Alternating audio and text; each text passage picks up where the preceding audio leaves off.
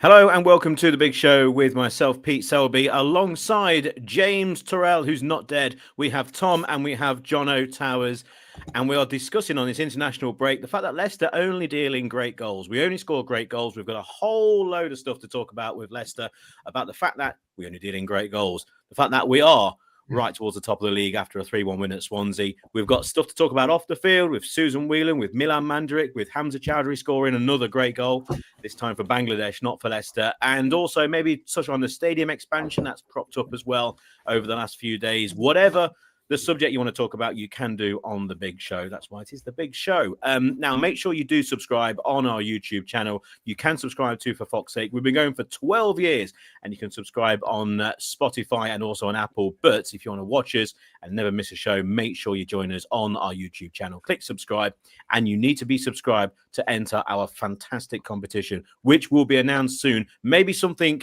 that we're going to do, not in time for Christmas in terms of a prize, but I think in terms of a prize that maybe you could then use for Christmas. So it's going to be before Christmas. What that is, not quite sure yet, but it's going to be good. And you need to be a subscriber to our YouTube channel. It's completely free. Just click subscribe, and it means you'll never miss a show. And you're entered in our competition. Right. I think first word has to be with James. You don't have to go into too many details, James, but you are alive and kicking. How are you? Yes, I'm back from my injury. I've had 3 weeks on the surgery table. I say 3 weeks. I was in surgery for an hour. But yes, I am fine. My entire stomach is no longer covered in a bruise. And of That's the good. That's good. holes that I had in my chest, only one remains. So I can't complain, really. I mean, I'm no doctor, but I think that's probably for the best. But great to have you back on the show. Tom, how do we find you? You find me very well, thanks, Pete. It's good to be with you boys again. I've got a moustache, but with the 3 points in our back pocket, I've got a smile as well. So very happy to be back. I'm just going to angle the camera down a bit because the light looks like it's the Lord looking down on me. But of course, the Lord only looks down on Fatawu. That's what we all know. And Jono, don't fall in love with a lone player. It's a bit difficult because I think Jordan James, it's getting quite difficult because he can kick a football where he wants it to. Absolutely. Yeah. Evening, everyone. Yeah, good to see everyone again. I'm sitting here feeling very content and very kind of at ease with where we're at, to be honest. 3-1 victory went down very nicely. And so, yeah, easing into the international break and looking forward to the next game, to be honest. I generally hate international breaks, but, you know, it is what it is. It is what it is. But when you're in third place, Jono, it doesn't matter, does it? When you're in third place, you can bask in the glory. It doesn't matter that Coventry are top; they can go and score goals against other teams, not us. That's absolutely fine. We've got a packed show today, right? I think we should just start with what's happened away at Swansea. We don't have to go into any great detail. Talk about whatever subject you like, but Leicester only scored great goals.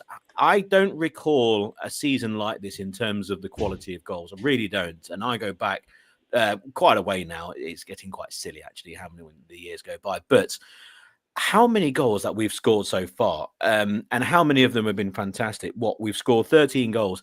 We have to have, when a good goal goes in, it could be contender for goal of the month. But then when a decent goal goes in, you have that angle of, well, a football club might have 10 in a season that you have to kind of round down to 10 to get a goal of the season campaign going for their own club. So there might be one or two that creep in that aren't very good. If you have a poor season, there might be a tap in. I mean, last season, I don't know what goal for the opposition, maybe an own goal won.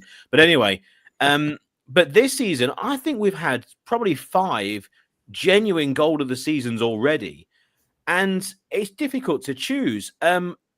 I don't know really where to start. I mean, I'm going to go with which one is the best from Saturday.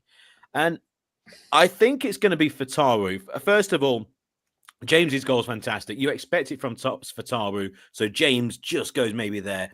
But I think with Fatawu, it's the fact that he dribbled past a player, and it's one of those dribbles where you kind of drag the ball around. It kind of sticks to your boots, and you kind of walk and run with it. I don't know how you would do that. And then, of course, he lets fly into the top corner. But just 2 absolute stunners. I'm going to go and kick the ball off with this with this game. I'm going to go with Fataru's was the best goal, but apart from the number 9 not scoring, what a great win. And yeah, we only dealing great goals, James. Surely that's made you feel better. I mean, yeah. Actually, I was at the Wrexham game, which was on the Tuesday, and Fataru didn't get a kick, actually. He didn't play very well at all. He didn't play very well. All of the attacks were just going down Jeremy Monga. So it was nice to see he played quite well against Swansea, and his goal was very good.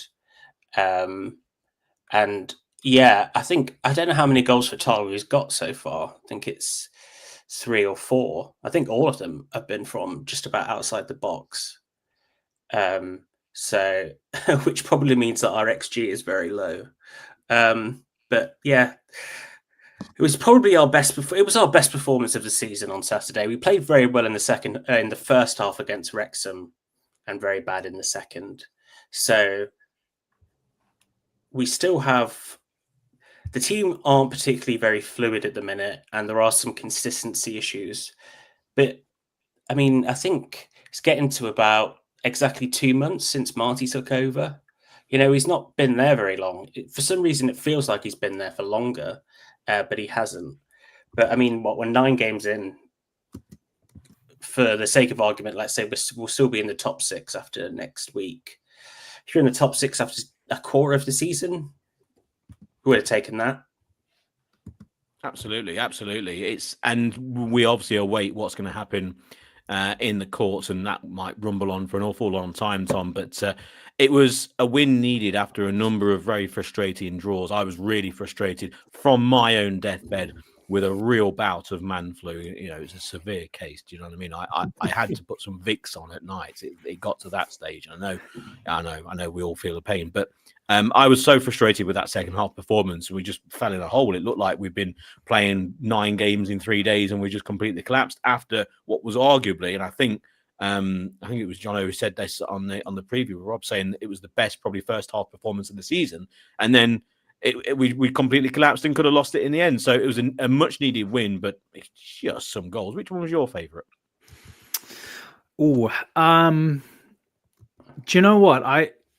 I know this kind of doesn't count, but I just want to give a special credit just for the fact that for JJ's shot that actually hit the post and almost went in, because I think had that have gone in, that was on his weaker foot. Shrugging off 3 players, having a fourth try and close him down, and then almost get the goal would have been just simply incredible. I'm going to go with JJ just because I think Fatawu bangs them in every week. More broadly, I think the game was great. It wasn't set up to be great. I think Swansea had drawn something like 3 on the bounce prior to playing us, and obviously we'd had that spate of draws as well. So it had all the hallmarks of a game that wasn't really going to go anywhere. But thankfully, that's not what happened, and I think we needed that result. I'm totally with James. I think we're starting to see the impression that Marty's having on the squad and that fluidity of play. The one downer that I will just put out there, the fact that all of our goals seem to be screamers is fantastic entertainment, but perhaps slightly concerning that we're not just developing play where we're tapping them in the box and obviously getting those much needed goals that we will need later on in the season to win games. So you love to see it, but hopefully that's something they're working on during the break. Yeah, completely. We're still missing that number 9, and you just wonder how Marty's going to. Is it going to be a decision from Marty, or is it going to be one of the players who actually steps forward and grabs that number 9 position, bags a couple of goals at home to Portsmouth? Maybe it could be Patson Daka. It could be Jono. Don't rule it out. Maybe rule it out. Yeah. Yeah, I was about to sort of say a similar thing to what Tom said. I mean, we've scored some cracking goals, absolutely. But we are still winning games on moments of greatness and brilliance, which fortunately we can do at this level. But it'd be nice that we started on a regular basis sort of score. I mean, without trying to sound too boring and old man about it, score some just regular goals with maybe some strikers hitting the target. That would be nice. But yeah, a what? A striker? What? I don't explain. So, by all means, I'm over the moon that we're scoring. We scored 3 goals in a game, but let's not get carried away. The rest of the time, we haven't. So one performance doesn't make it all that great. So I'm going to sound a little bit pessimistic, even though I'm actually sitting here quite content and happy about things. But my feeling against Swansea is when they scored the penalty, I was like, here we go again. We're going to get another draw.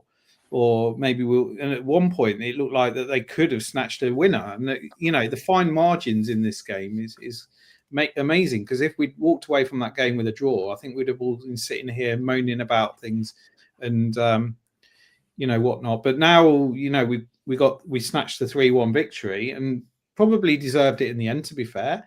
And we're still moaning. Oh yeah, I guess I am. But actually, I'm sitting here feeling a little bit more upbeat about things. But it's only on the back of Fatawu hitting the back of the net, and then we get the third from that. So a moment of brilliance from him changes the whole sentiment about how we feel, I think. Because if we'd walked away with a 1-1 again, we'd have all been moaning and groaning and going, where's this going? So it's fine. These fine margins, I think, is crazy, isn't it? I mean, one thing I was going to say about the goals that were scored, I don't know if you guys ever played sensible soccer back in the day. Oh, yes. I'm old enough. Yeah. On the Amiga.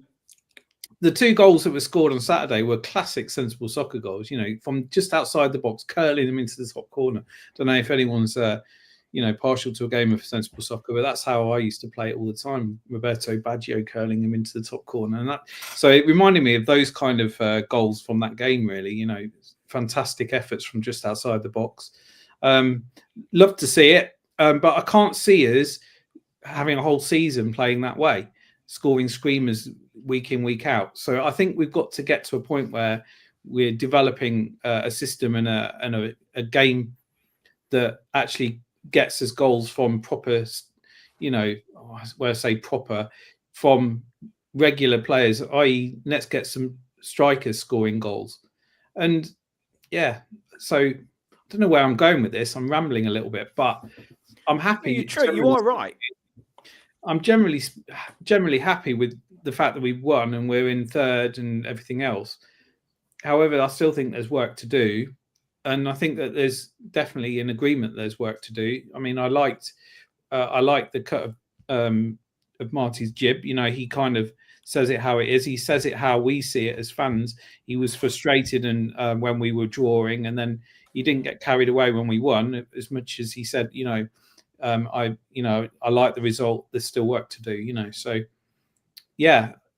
The other thing is that Carranza came on and missed an absolute sitter, which was a frustrating one to see. Because if he'd bagged that one, we would have gone, yeah, maybe it's his opportunity to start making a claim for the start, But he looked really quite clumsy in that moment, and I was like, is he actually the answer that we're looking for? And at that moment, I was like, he's not, is he? That's Maybe true. It's awkward. It's awkward because we want to get the strikers going, but you three are a bunch of fun sponges, aren't you? We're sitting here third in the league. We've scored brilliant goals. Leicester only scored great goals. And all of a sudden, I've gone from being actually really quite happy to we're struggling here, aren't we? Do you know what I mean? We ain't got a striker, so it's all looking. What happens if the wonder goals stop? Of course, they're not going to stop. We've scored brilliant goals all season. Doesn't matter what happened against Wrexham or against Oxford and all that. We're going to beat Portsmouth 5-0, and all 5 are going to join the other 5 stunners, and we're going to have a compilation DVD that we're going to be playing for years and years and years. Ignore the 101 great goals. Can I borrow that tape in a train spotting style? It's going to be, can you borrow the 25-26 season of Leicester City? They're great goals. That's the one that you want to borrow. Oh dear. Yeah, anyway, you are all right though. You are correct. I think you're right, Pete. Maybe I should go away and give my head a wobble, to be honest, because we are in third. We've scored some fantastic goals, and we are making progress week in, week out. We are seeing better performances, and I think he's building something. We're only a few games, less than 10 games in, so Yeah. It's too early. Also, I think everyone sings off the same hymn sheet. I think with Leicester at the moment, I think everyone's impressed by the manager. I think everyone knows exactly what's wrong with the side. The number 9, we need to score more goals from that 9 position, and I think everyone understands that. I think 8 of the positions are pretty much solid now, and it's just the others who can interchange who will be the number 9, whether it's going to be a Monga or Mavadidi out wide, whether it's going to be a Chowdhury or maybe Ricardo at right back. I think that's I think the midfield looks very solid with James alongside Winks, and then maybe the number 10 as well. I think those positions are the only ones in the side at the moment are kind of up for debate. So I think everyone's at Leicester in terms of supporters, and this is just like from the brief handful of people I've spoken to over the last, say, like 10 days or so. I think everyone's kind of roughly on the same level. But moving away from the actual team itself, and again, this is a complete free-for-all, we'll just mention about Milan Mandaric, because we realised beforehand, actually, when talking about him, who sadly died at the age of 87. First of all, Nigel Pearson, he's the one person who uses Twitter and X correctly, because he's actually very thoughtful in what he says. He uses it for a personal platform to actually say and give out messages of either thanks or help or support or maybe criticism, but he uses it kind of properly, what it was mainly designed for. And he put a really nice statement out about when Milan passed away, called him a wonderful, eccentric 87-year-old, really young at heart, called him Columbo at the end. Now, when we were promoted season 2008-2009, obviously Mandaric was in charge and really got the ball rolling with obviously Nigel Pearson and all the backroom staff, etc. And then he was the one, as James mentioned, passed it on and sold the club ultimately to the right people in King Power and Vishai, etc. And so away from Leicester, he obviously owns a number of clubs, famously Portsmouth, and then on to Sheffield Wednesday. Didn't quite go well in a few other places away from these shores. But overall, when you look at the job he did at Leicester, in buying a club for cheap in League One, of course you're going to buy a club the size of Leicester at that stage, and with the ground that we've got, and then look to sell it on at a big profit. That's what he does, and that's what he did very successfully. So in his brief spell as owner at Leicester, he did amazingly well, and obviously brought in Nigel Pearson to the club, got us promoted at the first time of asking, and ultimately sold us to the right people. So very sad news. But Nigel Pearson once again, and I'll throw in one other thing as well with Susan Whelan. Very noticeable that on Twitter, messages for Susan Whelan, not in support or in terms of criticism that she was let go by the football club. And remember, we don't know where to. She could basically be now going back to King Power. She came from King Power, so she could go back to King Power and try and sort out the duty-free side, and then we get in a new CEO, or maybe Top carries on at Leicester. Go and sort out that side of things, and Top can run the football club. But it was interesting that Nigel Pearson also, two of the biggest hitters, really, you can't get more from that era, in Wes Morgan and Jamie Vardy, also put statements out in thanking Susan Whelan for her support, but also for her support for their families, etc., and the way she dealt with that side of things, everything off the field. And I think we all knew that, but ultimately, when it comes down to her and her tenure at Leicester, it's massively successful. But ultimately, you do look at what's happened in the last few years, and the book kind of stops with the CEO when it comes to off the field shenanigans, and we'll see what happens with the point deduction. So interesting on that side of things, and then we'll see what happens with Rudkin and maybe points deductions later. But yeah, some interesting messages over the last few days. James, Tom, or Jono, whoever wants to go first. Well, I mean, I think with Susan Whelan, it's difficult to know exactly why she's gone. The reports from Rob Dorset, who is the Midlands football correspondent for Sky Sports News, it seems to be a breakdown in the relationship between her and Rudkin. What she's done for she has been one of the top 3 or 4 people at Leicester for the last 15 years. And this has been the greatest 15-year period in the club's history, and probably and almost certainly will ever be. So it's difficult to criticize her given everything that's happened.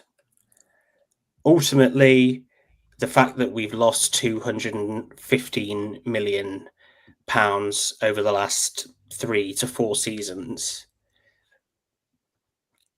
that is one of her main responsibilities. The reason that we had BC Game on the front of our shirt, which obviously that company had their license revoked by the Gambling Commission and went into bankruptcy, and we got a warning because of that. The reason we don't have a sponsor on our shirt at the minute, who was supposed to be K-Bet, a company that doesn't really exist, is to some extent because of her. So the fact that she's gone, I don't think is necessarily a bad thing. I think it's very handled very oddly, in the sense that you just have one statement posted on the website. But that's kind of the culture of Leicester City that has been since King Power took over, which is to be very secretive. Maybe secretive is the wrong word. Private, they might prefer private than secret about their inner dealings. So I don't think we'll probably get much more than this that we have now. But yeah, she did amazing things at the club. But to a certain extent, if the next 5 years, let's say, or the next 2 or 3 years go really badly because of the financial losses, then that's on her as well. But yeah, I wouldn't swap the last 10 years for what might happen in the last 5, obviously.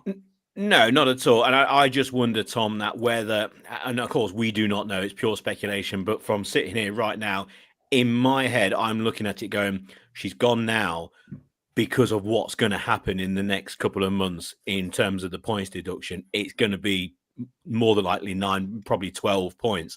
And if so, there's going to be big fingers pointed by loads of Leicester supporters at the CEO, but she's already gone. And I just look at that and go, maybe they're trying to shield her from what possibly would have happened if she was still at the football club in the next 2 or 3 months, or whenever the FA, I don't know, get off their hands is probably the most polite way of putting it, and actually sort it out and give us the deduction. Yeah. I think it's interesting timing. I'd love to know more. I doubt we ever will. I'll say straight off the bat, big thanks to Susan for her service to the club. 15 years is a long time, and like James said, that period has been the best period in our club's history. Apparently, Susan was instrumental in bringing Claudio into the football club, and we all know how that went. So you have to give her a lot of credit for that. Likewise, it's the flip side of that same coin. There's been some massive errors financially that's been made recently, and some very questionable decisions, particularly around the sponsorship, which James has laid out. So I think change overall is due. We needed to refresh things. I think that it's clear that the leadership team not speaking to each other, not working together, or at least not getting along has an impact on the club, on the culture. And I'm a big believer in that filtering down to the football pitch as well. So I'm glad to see the shake-up in that regard, but I am sad because I know obviously she's played a massive role in the successes we've had. And if Jamie Vardy and Wes Morgan are coming out and praising her and giving her, a round of congratulations, well, that's good enough for me. So glad to see a bit of movement. Obviously, this opens up a position. It'll be very interesting to see what happens with that and how it's filled. There could be the possibility that maybe Rudkin gets a promotion of sorts and gets pushed into a position where he's no longer involved with recruitment. And I think that would be hopefully the best outcome, but we'll see how that goes. More change is needed, but transparency as well. We'll have to see. Yeah, there is one suggestion which I was talking with a friend yesterday, actually. And I was talking about the timing of the Susan Whelan, Jono, and I just floated the idea that if Leicester actually going well in the league, which we are, then is there the possibility, because if you were ever going to let go of John Rudkin, now would be an ideal time, because whoever then would come into the football club would, A, you would have a little bit of time to replace them, and B, they would have a bit of time to then work out what we will need in January. And I've always got this sneaky feeling in January that we haven't signed a player for cash money because we're going to go to court with the FA, with whoever, and will be able to stand up and go, look, we sold 40 to 60 million pounds worth of players. We have not spent a penny. Yes, there have been these maybe misdemeanors. We may have missed it by a few million or whatever in the last few years. I don't know. But look what we've done now. We're good, boys. You know what I mean? We're all right. And if we spent 15 million on a centre forward at the end of the transfer window, then we would have gone to court going, well, actually, we spent 50 million on a centre forward. We don't care. La-di-da, this, that, and the other, and maybe get a full whack of points deductions. So maybe it's the case that in January we can actually go out and spend a bit of money. And if we do bring in a new director of football, there is a bit of time for them to realise what we need and go out and get that player and get it all sorted. So I wouldn't be surprised if there is some more news coming along down the pipeline from the football club in the form of Rudkin's going, because on the field, everything's going well. The manager's there. We can bring in a director of football who maybe knows Martins Fuentes, maybe is an old pal, or even knows exactly, comes in, goes, I know what style of football he's playing. Everything's going well, and that's on the football front. Let's bring in a guy now and go and get that centre forward to try and get back to maybe the 12 points that we lose whenever that court case goes. Possibility. Yeah, I think what you're saying, there's a lot of logic in what you're saying. However, I've never heard that before ever, by the way. That's the first time anyone said that to me. So. I mean, I was following it and it seemed to make sense to me. Certainly sacking or moving Rudkin aside would make a lot of sense to me. If this is the first part of that happening, I think then, yeah, I'm fully in favour. Echo the words of Tom. Thank Susan for her service. But I think we all recognised, and we've recognised for a long time, that at the board level, it needed a shake-up and it needed a refresh, and that this is hopefully the start of more things to come. So thanks, Susan, for her service. Yes, she's served as well, and we've had a fantastic 15 years or so. But yeah, I think we all said it's time for a shake-up. So the right decision's been made. I think she needs to move on. We need to get new people in. That includes Rudkin for me. So I would welcome Rudkin moving side, or if he's still involved in a different capacity. And yeah, absolutely. I'm hoping that's the case. Yeah, I hope so as well. I think so. But John, if Susan Whelan and Rudkin moved at the same time, there would be probably a massive vacuum, wouldn't there? So I can see the sense of doing it progressively over a period of time. Whether the timing of it all is down to the fact that we're going to be whacked big time by points deduction, who knows? I think they're still prepared to fight this, aren't they? Even if there's a 9-point deduction, I think it's not a given, is what I'm trying to say. From what I've read and heard, they are obviously going to be trying to punish us, but it's not a foregone conclusion that we're going to get whacked with a 9-point deduction. So let's wait and see on that one. But yeah, more to come hopefully from the boardroom in terms of a shake-up. Yeah, I think so. A number of comments coming through. Dorco, how much is shirt sponsorship worth? I think it was 30 million off the top of my head for 2 years of BC game whilst we're in the Premier League. So how that referred to when relegation happened, and also obviously that all went rather wrong with BC game. And then we could have a shirt sponsor now if we didn't go to a company that was operating out of a shack in Ho Chi Minh City that were allowing bets on cockfighting. Yeah, I mean, just on that shirt sponsorship thing, it's occurred to me for a while now that we haven't had a shirt sponsor all season. So why it's become normal, as if it's normal that we haven't got a shirt sponsor. Why, rather than having an empty shirt, why don't they open it up game by game and have a different sponsor, local charities, for instance, to promote local businesses or local charities and give them the shirt for free? Because otherwise, you've got an empty shirt. Why not just whack a local name or a local charity on there and give them, a bit of promotion for free? It's another thing with the shirt sponsor would be for me as well. If come January again, you're moving towards signing a player, all of a sudden Leicester City announced that they've signed a 6-month deal with themselves, with King Power, and it goes to the FA, and the FA all for years and years and years undervalued what King Power could sponsor Leicester. Even when we were finishing 5th all the time, they undervalued, because if you have the name of your owners essentially on your chest, you need to go to the FA, and the FA need to turn around and go, right, we think that's worth X amount of money. And because you can't just turn around and go, right, King Power can give us £300 million a year, because it's not worth that. But they always undervalued Leicester. And then when we didn't have King Power on, we went to BC Game. Now, yes, BC Game hated them as a sponsor, but they gave us £30 million over 2 years.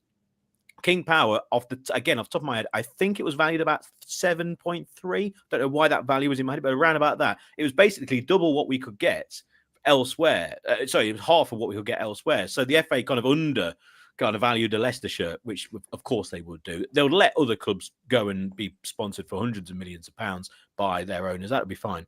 But anyway, so I can see a point where Leicester come January, again, if everything's going well, King Power appear on the chest. They agree that it's worth, I don't know, 3 or 4 million, maybe a bit less, depending on what's what. Or maybe they bring in a sponsorship just for this season, or maybe it's over the next year because Leicester are looking like they may get promotion, and it's worth a certain amount of money. And guess what? That money is then spent on the centre forward. I can see these things really happening. I just think Leicester at the moment don't want to be seen as spending any money, and they're maybe just holding fire on a possibility of announcing something in January, and all of a sudden a lot of dots are being kind of attached to each other, and it makes into a big signing, basically a big arrow pointing to a centre forward. So that's my kind of to the transparency thing we were talking about, because yeah, the club never confirmed or denied that K-Bet were going to be our sponsor. The shirt was leaked, and then a few days later, like 2 days later, Filippo Claire and Yosema wrote their story. I wrote my story. Not that had any impact, but yes, it was. It was the straw that broke the story. Do you know what I mean? It broke the dam, and then it all flowed. And when those pictures were leaked, the new sponsorship was supposed to be revealed the following week, and the club have just cancelled that. But they've never confirmed or denied that K-Bet were going to be our sponsor, but they've also not made any statement about why we have no shirt sponsor. So this is not that normal. It's not normal for a club of our size to not have a shirt sponsor. And I think one of the things going forward that if you want changes at the club would be this type of thing. You know, maybe more fan debates. I don't want to turn into the overlap and get bloody Jamie Carragher over. But we need more transparency in these types of areas. Do you know? Sorry, Pete. Just one thing off that. What's really interesting about that situation for me is that the club never moved quickly, and they've almost been a little bit intransigent in the past to listen to fan feedback. So I think about things like Fox's Trust, Safe Standing, etc., etc. And with that leak, they moved incredibly quickly. And you're almost to the point you wonder if it was almost testing the waters with the fans to see if they could get away with it. Obviously, that wasn't the case. If they had the option to get the money, I think they probably would. But you have to wonder, because it just goes against everything that we know about how they operate to some degree. And also the stadium expansion has come up for debate over the last debate. I think it was one of them stories where it was posted and it was picked up by a number of football accounts, and a lot of it was completely wrong for a start. I think at one stage we were building a brand new 40,000 indoor arena. I think was posted on TalkSport, so they completely got it wrong. Classic kind of AI writing stories without actually someone checking it before it goes out. But the news that basically the planning permission essentially is ticking on. You know, if we're going to do this, we're going to have to get a wriggle on, or at least we're going to have to move a digger in at some point. As soon as that blade goes in the ground, then yes, it started and it's fine. The planning permission won't run out. But December 2027, apparently. Yeah, it's 2027, late 2027, December. So we need to get that going. But the one thing that frustrates me, because I think everyone understands the fact that we haven't started doing this because of relegation, and we all understand that. The one thing I would like Leicester to do, I don't think they need to make a statement on it per se. I don't think they need to turn around and go, we need to be in the Premier League for this to happen. If they do, then great. But what I would like to do, what would like them to do, is to show us what they own. Show us the whole area. I think we know that they own the whole area, the British Gas area and all that, and all those old buildings. And in the great world of football, in the great world of football finance, to actually start the process, to level off that process, to demolish the buildings, to put a bit of tarmac down, to make some temporary kind of fans area, that won't cost an awful lot. Or at least they could maybe turn around and go, look, everyone, we're not going to build this brand new area, the hotel, the museum, the big new fan store, the arena, the multi-story car park, and also an extra 10,000 seats on the East End. We're not going to do that unless we're in the Premier League for a few years. So just hold fire. But what we're going to do right now is we're going to level off an area and turn it into this really temporary, but just not to make it look better, because it doesn't really matter overall, but just to show a little bit, because at the moment it's getting towards the stage where you're looking at a lot of other clubs and how they are progressing on with their ground and with their surrounding area more likely. That's what I'm really talking about. I'd just like a little bit more from the club. Or should we just be actually focused on what's happening on the field? And am I just looking at it going, actually, that's just a personal thing? What do you reckon? Well, I'm not sure how much Leicester needs a 6,000-seater indoor multimedia, multi-sport, bollocks, whatever type of thing they call these things, which is what part of the renovation is, isn't it? Alongside another hotel outside the stadium. If they can expand it to 40,000, why not? I'm not sure in the grand scheme of things how much difference that's going to make in terms of revenue and atmosphere and everything. It's going to make a difference, but it's not. I think it's. Yeah, I know what you mean. I personally, I'm massively in favour of the stadium expansion, because if we're selling out grounds in the Championship, we can sell out a 40,000 ground. That's one thing. Secondly, and this is very much kind of a personal thing, it would make it so much easier for your standard Leicester City fan to get a ticket. It really would make it very easy. And that is a big thing. You play a cup game, you can get a ticket now if it's a League Cup game. If you get an FA Cup, more than likely you could get a ticket. But all of a sudden, you play a big game in the Premier League, or maybe even a Leicester game in the Premier League, it's nigh on impossible to get a ticket. You get a 40,000 ground for your average fan. All of a sudden, there's going to be tickets available, and I think that's huge. All the other stuff, I think the indoor arena would. It depends on who moves in there. You know, for example, you've got a lot of indoor sports at Leicester. First of all, looking at the likes of the Riders, you look at Loughborough Lightning netball, for example. They're looking to try and move away from Loughborough University. They may even be trying to build an arena as well, but that would instantly. There's a lot of indoor, and of course, it was going to be the indoor esports centre of the UK essentially as well. So I don't know, but I just would like a little bit more from them, and maybe even actually just kind of going back on what I said earlier, actually. Maybe even, making a bit of a statement, going, look, this has been in the news the last few days. We hear you, but this is just the way that we're thinking at the moment. This is the idea. We're just going to let it see what happens this season. If we get into the Premier League, then we can kick on with this. Maybe actually a little bit, and maybe, who knows, maybe if the CEO is top, maybe he might be a little bit more vocal. I don't think so, Tom. No, am I wrong in saying that part of the strategy with the stadium expansion was that it would allow us to raise our cap on what we could spend during the transfer window as well? I'd have thought so, yeah. Because I thought, I can't remember the ins and outs, the details, but I remember that was something that stood out to me as to what I actually thought one of the reasons was that was driving the push for the expansion was to try and increase that cap. The other thing I don't understand is because I don't really understand planning permission, all that in the UK, but do they just need to start the actual works for it to then still remain valid and then it can continue? I just thought so. I don't think it's about it has to be finished by December 2027. It's just that if they haven't started by December 2027, they have to reapply, because it's like things have changed in the last 3 years. There might be different rules, whatever it might be. I'm fairly certain it doesn't have to be finished by then. It just has to be started. I believe that would be the case as well. Just to go through a few of the comments as well.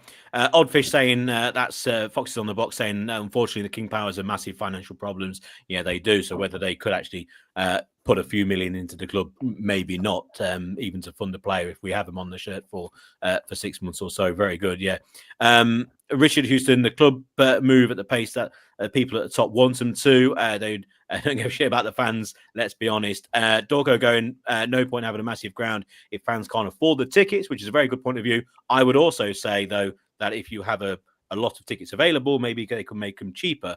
So maybe if you do have a League Cup game, for example, or an FA Cup game, you could really go quite low and go £10 a ticket, £5 a ticket, try and fill the ground up. That could easily be a thing. So they kind of work two ways, but I do get your point. And Richard Houston, yeah, darts and snooker. You get a lot of darts, a lot of snooker at the Morningside. I think it's still called the Morningside in Leicester. And of course, Leicester, the home of snooker. With my cousin Mark Selby. He's not my cousin, but there you go. I do say that occasionally. And some people believe me as well. And I've let that lie a few times. And there you go, got into a few bit of trouble. Of course, Willie Thorne back in the day and all that sort of thing, and other players as well. But yeah, so I think there is, and of course you're not looking at it for Leicester centric sports. So yeah, darts and snooker, you would fill it, and also you would have that multi-story car park next to it. Now, how you would get out of the ground, how you would get out of the multi-story car park is a completely different story. Because if you want to talk to me about Elston Road and how many of those traffic lights, how they don't have a couple of police people standing there and waving cars on and stopping one car coming onto the road, and that's stopping thousands of cars getting out onto the ring road. Oh my God, I can beat that. I'll beat that drum for an awful long time, for a number of years, but we won't go into it. Richard going, cheaper, what world are you on? Yeah, exactly. I know what you mean, but that's when I think in that case, if we do, let's just say we have 40,000 seater stadium and the tickets are the same price, I reckon that's when the supporters clubs, etc., they really do then put a lot of pressure on, and I think they'll want to fill it, but you know we can cross that bridge when we get there, because there will be a bridge between the hotel and or the arena and the East Stand. Any more for any more? The cheapest Category C ticket, if you're not in the family stand, is £25 this year, which I think is completely reasonable. To go watch a professional football game for £25 is really good. I think I don't, but again, this is a bit like old men complaining about the world, isn't it? Like, I don't like the fact that you have to pay to be a member to even then be able to get a ticket. Yeah. Like, I know it sounds crazy, but I know it's long gone are the days that you could just roll up on a Saturday and buy a ticket, you know. Well, yeah, every game's going to be all ticket. I completely agree, but and maybe for a league game, I mean, but then again, one man's quid is another man's tenner, so it's yeah. that's. But if we go up into, I don't know what it was like last year, but I think the cheapest tickets last year would have been 40 to £50 the cheapest tickets, maybe 35 at a push. Yeah, I'd think it. I'm thinking more along the lines of, for league games, there might be a slightly cheaper ticket, but mainly for cup games, that's when you would be able to possibly get in for a £5 or a £10. Genuinely so as well, like a £10. I can't see any reason why, if we had a lower league team in the second round of the League Cup, or maybe even the first round of the League Cup, where you could generally have £9.99 a ticket or something like that, maybe even less. Maybe kids for a quid could come in. It generally could happen if you have a 40,000 ground at Leicester. Whether the will's there from those upstairs, I don't know. But then again, if they have the extra seats, they have the extra infrastructure around the ground, which is extra beer, extra shirts being sold, and all that sort of thing. So the more people there, the better overall for the football club. It won't be the price of the ticket that brings in the money. It will be overall what people spend on a match day experience. But there we go. Just on that, go on. If they want to sell more beer at half time, then they need to up their game in the kiosks. Oh my goodness me, how slow are they? Just to have another rant. At half time, just have a load of pints lined up, and you would just distribute them as you go. And they have a ticketing system, don't they, where you can buy your pint machine. You take your ticket to the kiosk and you transfer it for a pint. How many times have I stood there in queues of 20, 30 people all waiting for a pint to be poured? And then they just run the tap and fill it up and give them out. It's just Jono. Logic. Do you want to take a? Do you want me to take a trip down memory lane? When I was at university back in the day, De Montfort University. Yeah, Poly, yeah, but never mind. When I was there, I went to work at the King Power, pulling pints. You're a student, what are you going to do? I went there, first game of the season, and I'm pulling pints, and the person in charge was this lad, didn't know his arse from his elbow. So it turned into a complete nightmare, just like you described there, Jono. This is completely true. I suggested, why do we just pour a load of pints and just do exactly what you just said? Anyway, guy came round in charge, complete nightmare, and he turned around and he goes, all right then, Pete, you're in charge next week. So within a week, I've gone from being just like nobody walked through the thing to being the guy in charge of like one section. So anyway, next game turns up. Anyway, it gets to like 20 past the hour. So it's 20 minutes into the game. And I'm like, right, pour the pints, pour the lager out. And I says, and just keep it poured. Do not just change your pint. Put him on there. And we had acres. We had pints everywhere. A few bitters over here. But just, and people are like, what's going on? This is completely bonkers. Of course, what happens?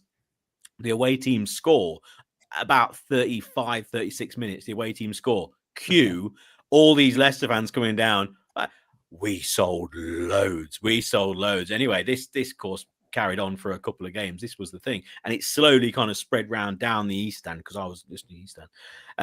And then, short story, but I went and then worked for a bookmaker and ended up running the away end for about 2 years. But that's a different story. So yeah, it can happen, Johnny. But that should have happened a million years ago. It did when I was in charge, and that is a completely true story. So, Jono, you should be in charge. So yeah, kiosk number 10, get your fingers out is is basically my message. Kiosk number 10. I want if they manage to organise themselves, I'd probably have 2 pints at half time rather than just maybe necking the 1 pint that I managed to get just before kick-off for the second half. So I've had to absolutely neck it. It's just nonsense. And there's so many people saying the same thing. Why can't they just pour a load of pints and give them out and just keep the tap going? And there's a guy behind there just pouring them ad hoc for people. I'm just like, what are you doing? Just keep pouring. Anyway, and enough. You're right. And that's what the big show's for, though. That's what the big show's for. But the fact is, everyone will complain about the staff. The staff will all be agency. They'll all be students who are from the universities. It's the same thing, even though it's 30 years later, probably, I don't know, 20, 25 years. It will be agency people from the local universities. They'll come along, and all of a sudden, I don't think they kind of almost realize where they are. And all of a sudden, at half time, there will be thousands of people turn up singing and shouting, and they're like, where am I? What am I doing? Like, all of a sudden, it's like, rabbit in the headlights. Yeah, you're at a football ground. It is quite incredible, but I don't think it's their fault. I think it's the people in charge who tell them actually what to do. But oh my god, it's so frustrating. Maybe there's a new sheriff in town to sort out the half-time points. Right. We won't. Go on. I was just going to say, Pete, I was just hoping that was your John Rudkin origin story, that you were saying the bloke next to you pulling pints that couldn't do it to save his life. It turned out to be John. He got promoted. Spilt them everywhere. He put the worst pints up the top, and the best pint. Oh, got rid of the best pints. You know what I mean? Oh my dear me. He sold them for not a lot of money and waited for them until he had to get rid of them for free. He should, when they're at their peak, he didn't let them go. And oh dear, yeah, that sort of thing. But and the pints. But anyway, any more, or we won't tread on the preview, because the preview will come next week. Just to let you know what's coming up on For Fox's Sake, we've got the preview next week with Rob Hayes talking all things Portsmouth at home. So stay in tune for that. We will definitely be doing an FPL show this week or over the weekend, talking all things Fantasy Premier League, where we are not doing too bad actually, with Matt Elliott, who's 186th out of 11 million in the world, finished at one point. And then it won't be too long until we do our next episode of The Champions, where we basically look back on this time 10 years ago and what happened in the Champions season. And that was enjoyable, wasn't it, James? People can go back and listen to that show or watch it on YouTube. It was great talking about the beginning of the winning season of 2015-16 and what happened in August and September. So go back and listen to that. A good hour with me and James going through all the permutations and what happened, but also where we were and what we were doing and what we were thinking at the time, and looking at the fact that Kante played on the wing for a few games and then moved inside and was brilliant, and just little intricacies like that you forget. And remembering, I think the first game we'll be doing in the next episode is when we won at Norwich, I think, and Jeff Schlupp scored, I think maybe the winner, or he did score. So yeah, little things like that, and who scored in the cup games as well was interesting. So anyway, make sure you stay in contact for that, and of course the best way to do it is subscribe to our YouTube channel, and you can go back and watch or listen if you want to via Spotify or Apple. All of those episodes. 4 shows here, and for fuck's sake. Do make sure you stay in contact on X, on Twitter, at FFSPod, or contact the show, and that's for fuck's sake podcast at gmail.com. We're on Facebook as well. Make sure you give us a like on there, but do make sure you subscribe to the YouTube channel. Anything else, Tom? All I'm going to say is if we get slapped with a 10-point deduction today, we drop down into 21st. So work still to be done. Marty, you got your hands full, but I'm feeling optimistic, and I think we're going to be all right. There's that fun sponges turn up again. Jono. Yeah. International break, yawn, says Dorco. Yeah, I quite agree. Yeah. Just can't wait for the next game, to be honest. Hopefully Marty's doing some work on the pitch and drilling those strikers with some shooting practice. Yep. We need it. And James, great to see that you're not dead. What's your final thought? Yeah, well, when I was at the Wrexham game, Massey James came on for Wrexham and got a standing ovation, which was really nice to see. But then another player called James McLean came on, who I'd never heard of, and he got booed out of the building. So I don't really know why. Well, that's a long story, and that's for another day. That is. We won't go into why. We won't go into why. But James, I suggest when we finish the show, which will be in about 20 seconds, just have a Google of why. But yeah, there we go. We won't cross that at the moment. Great to for those who got in contact, and for everyone else, we will see you soon. Make sure you subscribe to For Fox 8 Podcast on the YouTube channel to enter our competition, which we'll announce shortly. And then we'll see you shortly for the FPL show. And of course, the preview next week. But from us 4 and from everyone who's watching, have a very good evening. And we'll see you next time on The Big Show.